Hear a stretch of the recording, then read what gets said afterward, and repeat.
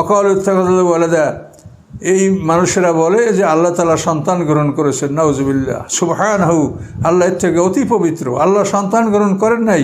হুয়াল গনি, তিনি অমুখাপেক্ষী।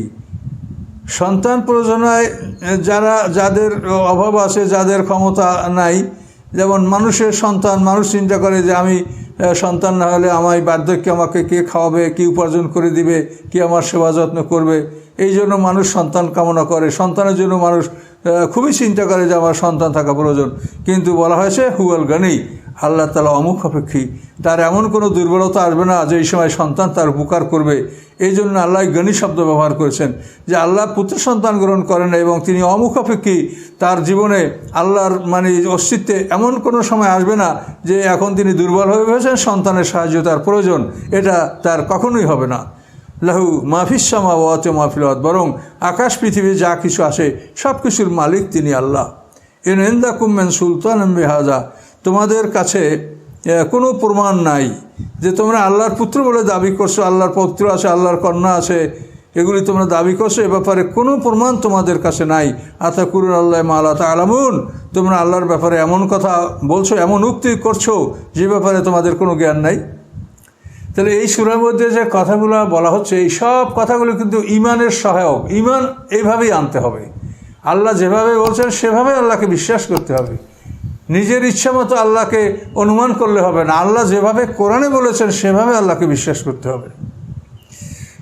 আল্লাহ বলেন মাতাউন ফিদ দুনিয়া সুম্মা ইলাইনা মারজিউহুম, দুনিয়াতে রয়েছে তোমাদের জন্য নির্দিষ্ট ভোগবিলাস, তোমাদের প্রভিশন অফ লাইফ, তোমাদের সাস্টেন্স অফ লাইফ, তোমাদের ভোগের বস্তু দুনিয়ায় রয়েছে নির্ধারিত সময়ের জন্য।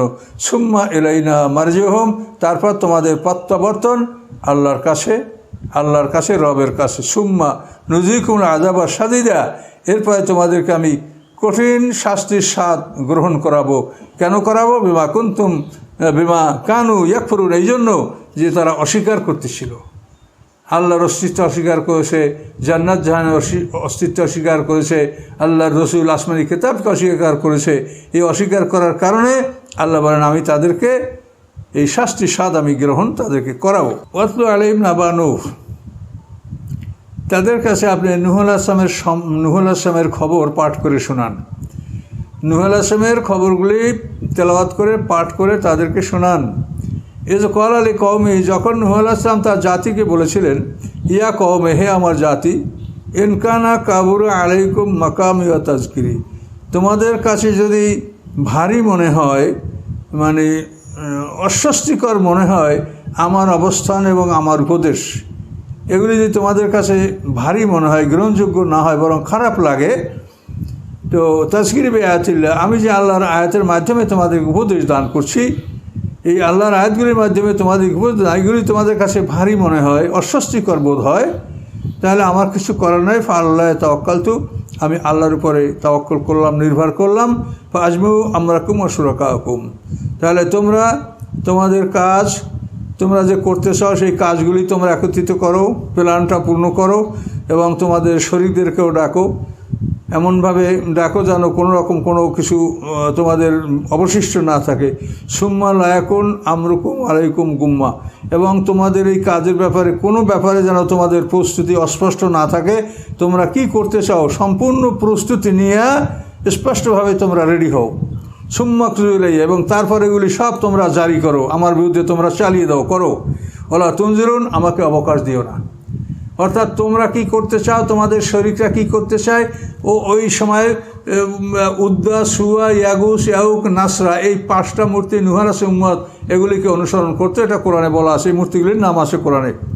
তো এই জন্য পয়গম্বর বললেন যে তোমাদের কর্ম কি করতে চাও, তোমাদের মূর্তি, তোমাদের কর্ম, তোমাদের ক্ষমতা, তোমাদের প্ল্যান প্রোগ্রাম সব পরিপূর্ণভাবে তোমরা প্রস্তুতি নিয়ে আমার প্রতি এগুলি তোমরা পরিচালনা করো, আমাকে অবকাশ দিও না, দেখো তোমরা কি করতে পারো। ফাইন তাওয়াল্লাইতুম, তোমরা যদি ফিরে যাও, ফামা সাআলতুকুম আলাইহি মিন আজরিন, আমি আমার দাওয়াত ও তাবলীগের বিনিময়ে তোমাদের কাছে কোনো বিনিময় দাবি করছি না। ইন আজরিয়া ইল্লা আল্লাহ, নিশ্চয়ই আমার বিনিময় আল্লাহর কাছে। ওয়া উমিরতু আন আকুনা মিনাল মুসলিমিন, এবং আমি আদিষ্ট যে আমি আত্মসমর্পণকারীদের অন্তর্ভুক্ত হব। নবী রসুলরা আল্লাহর পক্ষ থেকে তারা দাওয়াতি কাজ করে, নবী রসুলদেরকে বেতন ভাতা আল্লাহ দেন। আল্লাহ সমগ্র পৃথিবীর সম্পদের মালিক, তিনি নবী রসুলদের জন্য একটা বরাদ্দ দেন যে এইটার থেকে এইটার থেকে এই পরিমাণ নবী রসুলরা ভোগ করবে। এভাবে আল্লাহর পক্ষ থেকে তারা বরাদ্দ লাভ করেন, তারা মানুষের কাছে কোনো কিছু দাবি করেন না।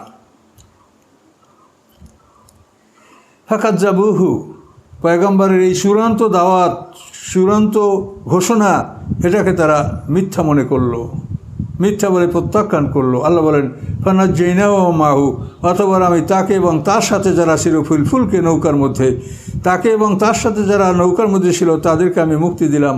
ওয়া জাআলনাম খালাইফা, এবং তাদেরকে আমি পৃথিবীর খলিফা নির্বাচন করলাম।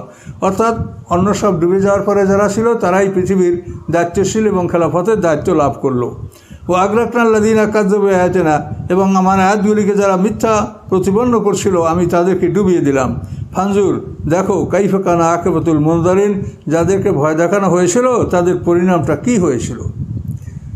নূহ আলাইহিস সালাম 950 বছর তাবলীগ করার পরে আল্লাহর পক্ষ থেকে জানতে পারলেন, আল্লাহ জানিয়ে দিলেন ইন্নাহু লা ইউমিনু মিন কওমিকা ইল্লা মান কাদ আমানা ফালা তাফতাস বিমা কানু ইয়াফআলুন।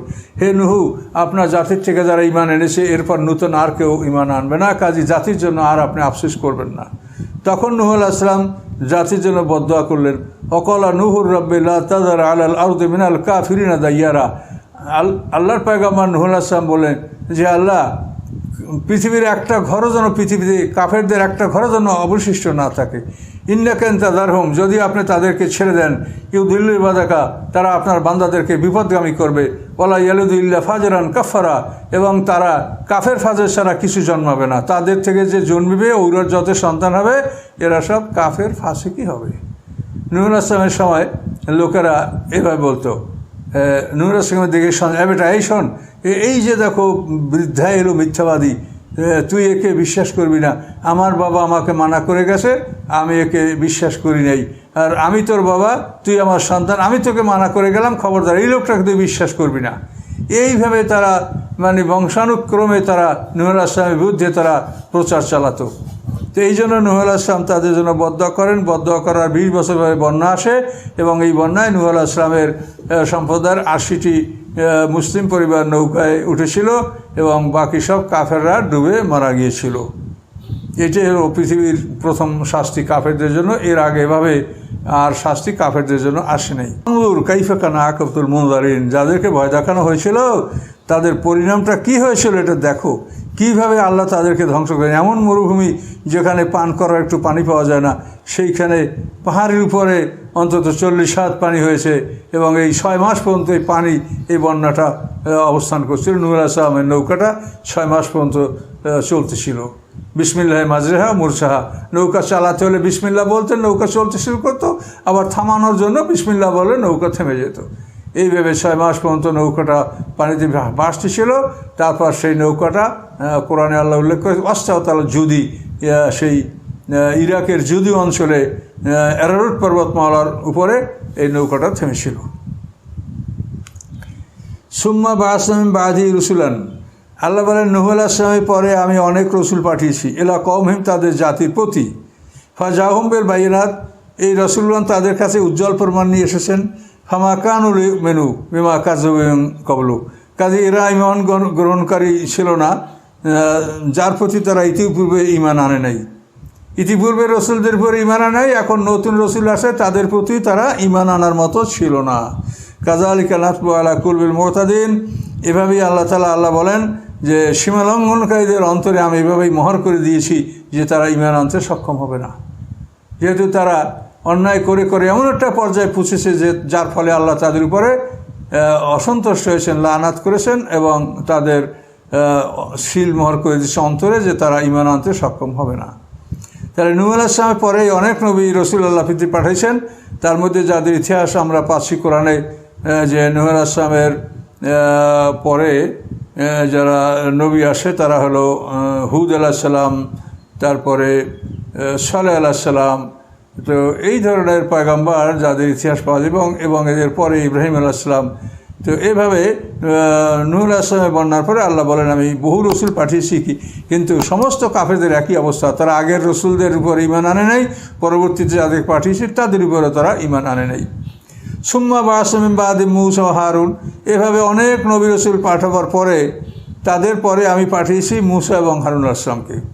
মূসা আলাইহিস সালাম, হারুন আলাইহিস সালাম, ইব্রাহিম আলাইহিস সালামের অনেক পরে।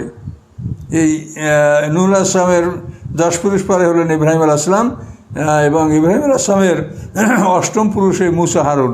মূসা ইবনে ইমরান ইবনে ইয়াসার ইবনে কায়েস ইবনে লাবি, এই লাবি হলো, লাবির পিতা হলো ইয়াকুব, তার পিতার নাম ইব্রাহিম। ইয়াকুবের পিতার নাম হলো ইসহাক আলাইহিস সালাম, তার পিতার নাম ইব্রাহিম আলাইহিস সালাম। তো এভাবে এই নবীদের কথা আল্লাহ এখানে উল্লেখ করছেন যে আমরা, আল্লাহ বলেন, আমি তারপরে তাদের পরে মূসা আলাইহিস সালাম, হারুন আলাইহিস সালামকে পাঠালাম ফেরাউনের প্রতি ও মালাই এবং ফেরাউনের সম্প্রদায়ের প্রতি আয়াতেনা, আমার নিদর্শনগুলি সহ। ফাস্তাকবারু, তারা অহংকার করলো, ওয়াকানু মুজরিমিন, তারা ছিল অপরাধী। ফালাম্মা জাআহুল হক্কু মিন ইনদিনা, যখন তাদের কাছে আমার পক্ষ থেকে সত্য আসলো, ক্বালু, তখন তারা বলল, ইন হাযা লা সাহিরুম মুবিন, নিশ্চয়ই এটা স্পষ্ট জাদু। মূসা আলাইহিস সালামকে আল্লাহ তাআলা মোজা দিয়ে পাঠালেন ফেরাউনের কাছে। ফেরাউন মনে করলো যে এটা স্পষ্ট জাদু।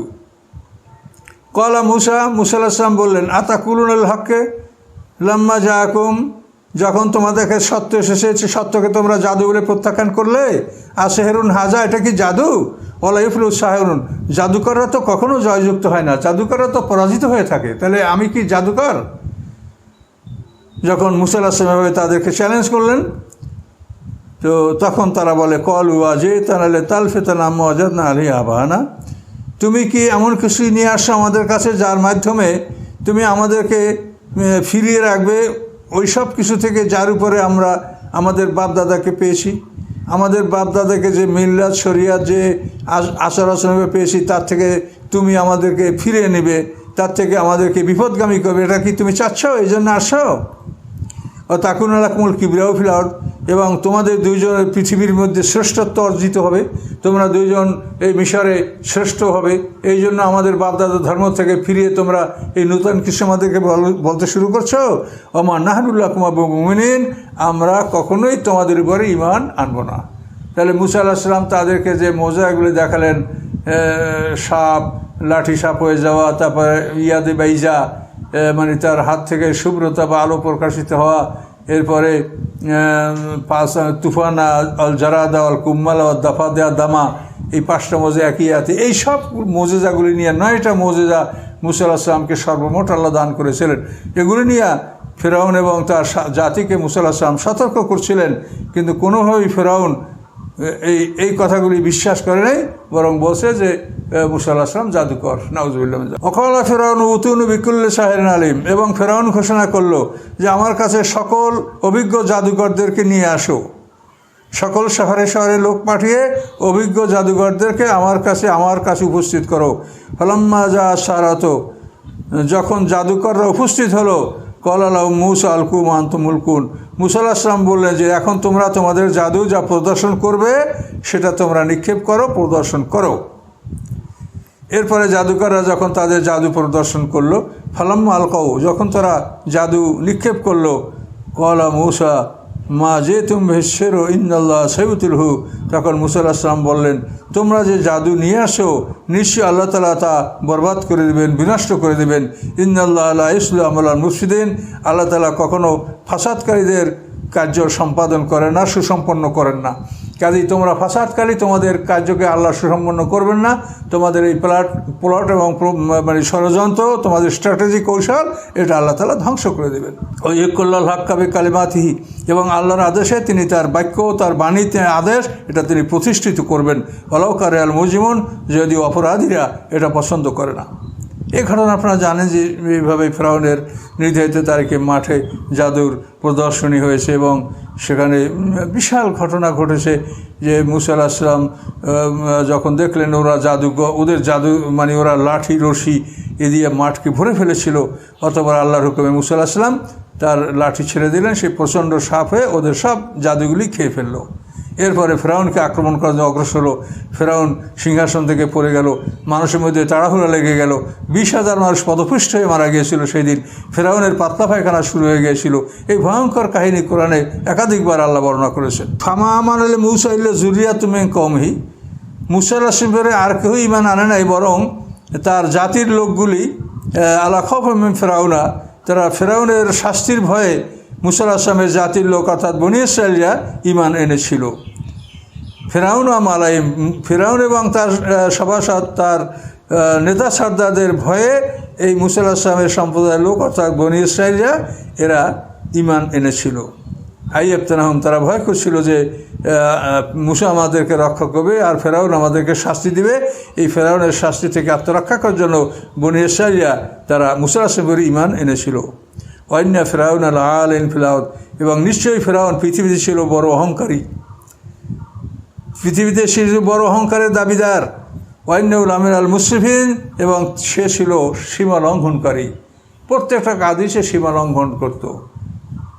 সে মানুষকে কাজ করাতে সীমা লঙ্ঘন করে, শাস্তি দিতে সীমা লঙ্ঘন করে, সমস্ত কাজই ছিল তার সীমা লঙ্ঘন ফেরাউনের। সে 400 বছর মিশরের শাসনকর্তা ছিল। অকালা মূসা ইয়া কওমে ইন কুনতুম আমানতুম বিল্লাহি ফাআলাইহি তাওয়াক্কালু। অথবা মুসা আলাইহিস সালাম তার জাতিকে লক্ষ্য করে বললেন যে, হে আমার জাতি, ইন কুনতুম আমানতুম বিল্লাহ, যদি তোমরা আল্লাহর উপর ঈমান এনে থাকো, ফাআলাইহি তাওয়াক্কালু, তাহলে তোমরা আল্লাহর উপরেই নির্ভরশীল হয়ে থাকো। ইন কুনতুম মুসলিমিন, যদি তোমরা আল্লাহর প্রতি আত্মসমর্পণকারী হয়ে থাকো। মুসা আলাইহিস সালাম তার জাতিকে নসিহত করলেন যে, তোমরা যদি আল্লাহর প্রতি ঈমান এনে থাকো, বিশ্বাস স্থাপন করে থাকো, তা আল্লাহর উপরে তাওয়াক্কুল করো, নির্ভর করো, যদি তোমরা আল্লাহর প্রতি আত্মসমর্পণকারী হয়ে থাকো। মুসা আলাইহিস সালাম জাতিকে সান্ত্বনা দিলেন। ফকালু আলাল্লাহি তাওয়াক্কালনা, তখন মুসা আলাইহিস সালামের সম্প্রদায় বনী ইসরাঈলরা তারা বলল, আমরা আল্লাহর উপরে তাওয়াক্কুল করলাম। রব্বানা, হে আমাদের রব, লা তাজআলনা ফিতনাতাল লিকওমিজ জালিমিন, হে আল্লাহ, জালেমদের শাস্তির বস্তু আমাদেরকে বানাবেন না। মানে জালেমদের মানে শাস্তির স্থান ফিতনা, মানে যেটা পারসিকিউশন, শাস্তি, প্রজিলাইটেশন, জোরপূর্বক মতবাদ পরিবর্তন করা। তো এইটা যেন আমরা যেন তাদের এই মানে শাস্তির লক্ষ্যস্থল আমরা যেন না হই, আমাদেরকে যেন তারা শাস্তি না দেয়। তো এই জন্য আল্লাহর কাছে বনী ইসরাঈল প্রার্থনা করেছিলেন যে জালেমদের শাস্তির স্থান যেন আমরা না হই, আমাদের উপরে জালেমরা যেন শাস্তি প্রয়োগ না করে। ও নাজ্জিনা বিরহমাতিকা, আপনার রহমতের মাধ্যমে আপনি আমাদেরকে মুক্তি দেন মিনাল কওমিল কাফিরিন, এই কাফের সম্প্রদায়। ও আওহাইনা ইলা মূসা আখিয়ান তাওব্বা লিকওমিকুম ওয়াবিসনা বুয়ুতা, আল্লাহ বলেন, আমি আদেশ করলাম, অধ্যাদেশ জারি করলাম মূসা আলাইহিস সালামের কাছে এবং তার ভাইয়ের কাছে। কি অধ্যাদেশ, কি আদেশ? আন তাওব্বা লিকওমিকুমা বিমিসরা বুয়ুতা, যে শহরেই তারা যেন বাড়িঘর নির্মাণ করে। তোমার জাতি, তোমাদের দু ভাইয়ের জাতিরা অর্থাৎ বনী ইসরাঈলরা তারা যেন শহরে বাড়িঘর নির্মাণ করে। ওয়াজআলু বুয়ুতাকুম কিবলা, এবং তোমরা তোমাদের ঘরগুলিকে কেবলা অর্থাৎ নামাজের স্থান নির্ধারিত করো, তোমরা তোমাদের বাড়িতেই নামাজ পড়ো। ফেরাউন মসজিদে যেতে বাধা দিত, মসজিদে গেলে শাস্তি দিত। এই জন্য আল্লাহ তাআলা মূসা আলাইহিস সালামকে জানিয়ে দিলেন যে তারা শহরে বাড়িঘর নির্মাণ করুক, এবং বাড়িঘর নির্মাণের সময় তারা ইবাদতের জন্য একটা আলাদা জায়গা নির্ধারণ করুক, এবং সেই ঘরকে তারা কিবলা অর্থাৎ নামাজের লক্ষ্যস্থল তারা বানাক, তারা ঘরেই নামাজ আদায় করুক।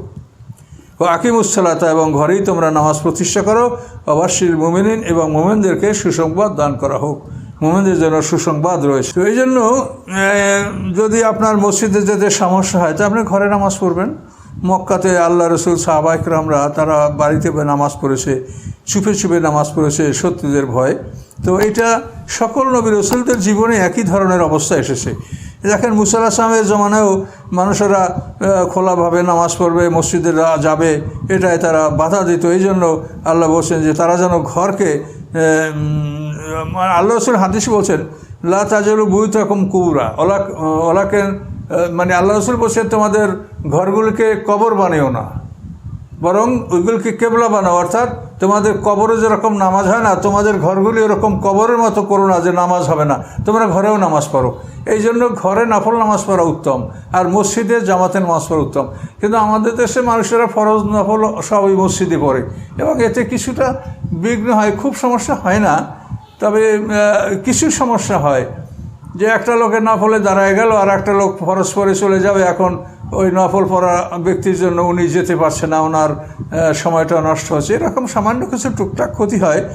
মারাত্মক কিছু না, কিন্তু নিয়ম হলো যে অক্তিয়া মসজিদে অথবা ঘরের মধ্যেই সুন্নাত নামাজ পড়ে জামাতে শরীক হওয়ার জন্য মসজিদে যাওয়া এটা উত্তম। অকালা মুসা, উপরে আল্লাহ তাআলা বলেছেন যে তোমরা তোমাদের ঘরগুলিকে কেবলা অর্থাৎ নামাজের স্থান বানাও, নামাজ প্রতিষ্ঠা করো এবং অবশ্যই মোমেনদেরকে সুসংবাদ দেওয়ার জন্য আল্লাহ তাআলা মুসা আলাইহিস সালামকে বললেন।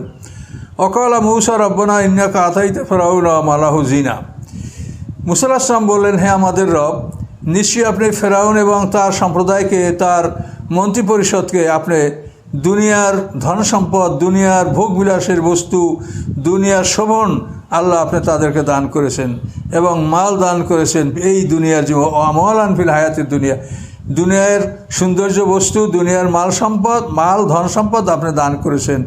এগুলি আপনি দান করেছেন কেন? রব্বানা লিয়াদুল্লু আন সাবিলিক, এইগুলির মাধ্যমেই তারা মানুষকে বিপদগামী করবে। এই ধন সম্পদের লোভ দেখিয়ে, এই ধন সম্পদের মধ্যে মত্ত থেকে তারা আল্লাহর পথ থেকে মানুষকে বিপদগামী করবে। এই জন্যই তারা ধন সম্পদের মালিক হয়েছে। রব্বানা আতমিসাল্লাম আলহিম, হে আল্লাহ তাদের মালকে আপনি বিনষ্ট করে দেন। অশদুদ আলা কুলুবহিম, তাদের অন্তরকে আপনি কঠোর করে দেন। ফালা ইউমিনু হাত্তা ইয়ারাউল আযাবাল আলিম, এবং তারা বেদনাদায়ক সাক্ষী প্রত্যক্ষ না করা পর্যন্ত যেন তারা ঈমান আনতে না পারে। তাহলে বেদনাদায়ক শাস্তি প্রত্যক্ষ করে দেখে যখন ঈমান আনবে, এটা তো কবুল হবে না। এই জন্য মুসা আলাইহিস সালাম তাদের প্রতি বদদোয়া করলেন যে আল্লাহ এই ধন সম্পদের মাধ্যমে, এই দুনিয়ার ভোগবিলাসের মাধ্যমে তারা মানুষকে আপনার পথ থেকে ফিরে রাখে, অতএব আপনি তাদের মাল বিনষ্ট করে দেন। এই বদদোয়ার ফলে তাদের অনেক মুদ্রা নষ্ট হয়ে গেছিল, মুদ্রা অচল হয়ে গেছিল, মুদ্রাগুলি এবং অনেক তাদের বাড়িঘর এবং মুদ্রা, খাবার ইত্যাদি ধ্বংস হয়েছে। এভাবে তাফসিরে বলা আছে। মুসা আলাইহিস সালামের দোয়া আল্লাহ কবুল করেছিলেন এবং তাদের অন্তর শক্ত হয়ে গেছিল। এটা সত্যই তাদেরকে 9টা মোজা দেখানোর পরেও তারা ঈমান আনছিল না। শেষ পর্যন্ত লোহিত সাগরে তারা 10,60,000 বাহিনী ফেরাউন সহ তারা সেখানে ডুবে মারা গিয়েছিল, তারা ধ্বংস হয়ে গিয়েছিল। আল্লাহ তাআলা এভাবে তাদের মুদ্রাগুলি, অনেক মুদ্রা তাদের পাথরে পরিণত করে দিয়েছিলেন মুসা আলাইহিস সালামের বদদোয়ার কারণে। মুদ্রাগুলি তারা সংরক্ষণ করেছে।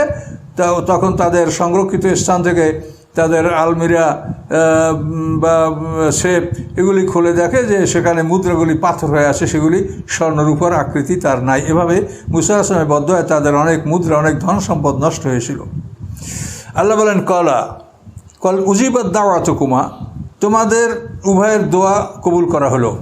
তোমরা দুভাই দোয়া করেছ, তোমাদের উভয়ের দোয়া কবুল করা হলো। ফাস্তাকিমা, তোমরা স্থির থাকো, প্রতিষ্ঠিত থাকো, সত্য নিয়ে সঠিকভাবে দণ্ডায়মান থাকো। ওলা তাত্তাবিআন্না সাবিলাল্লাযিনা ইয়ালামুন, এবং যারা অজ্ঞ মূর্খ তাদের পথ তোমরা কখনোই অবলম্বন করবে না। তারা তো করবেই না, তবে এই কথা দ্বারা তাদের উম্মতকে নির্দেশ করা